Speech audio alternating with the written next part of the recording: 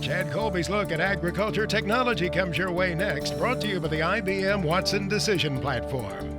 Combining AI with Internet of Things data to help agribusiness increase yields, improve quality, and drive sustainability.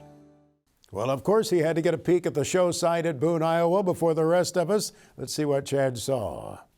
In our tech segment this week, we have a special guest, Willie Vogt, editorial director at Farm Progress.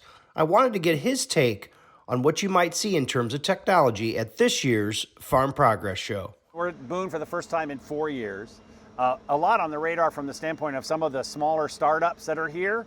We've got some interesting stuff going on over at Farm Next by Pivot Bio, which is all kinds of new startups that we've talked about before. But also we talk about the autonomy sector. I've seen some interesting things I can't really talk about, but they'll be ready to be viewed on Tuesday. That's for sure. Behind me, this tractor, this Axion tractor, which is now in the market. Kloss is marketing it. And farther along is the new Trion combine. Trion and that Tri is for three things, and they'll tell you about that, but it's related to what customers need. It's not bigger, it's smaller, but has the same tech as the bigger machines.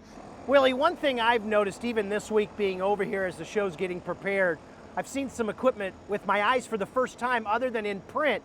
Talk a little bit about some of the equipment that's going to be out in public that you can look at for the first time. Well, obviously over at Case IH, they've got their new planter and new air drill and that new sprayer with the whole new nose, which if you go on Twitter, you can see some other kind of teasing things, but what they've got here is that new sprayer.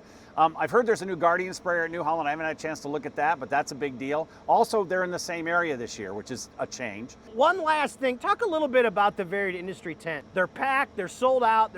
That's going to be a place to really make sure you don't miss this year. Well, that is the kind of place I like to go through to find the guy that I'm going to be buying something from next, because there's a lot of little spaces, but a lot of companies. We've got like Solomtex in there. They're a robot company. Yeah, they'll be in the autonomy, but they're introducing something new I can't say anything about, and they'll be in there. And then you go through that tent and you see people you don't see very often. You may only see them at this show. And what the neat thing that's exciting about that is we did put a new floor on that tent.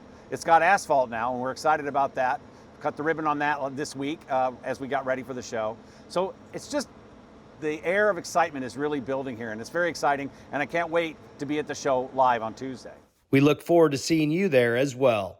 For This Week in Agribusiness, I'm Chad Colby. All right, young man, we'll count on seeing you, Mr. Colby, at the Farm Progress Show at Boone.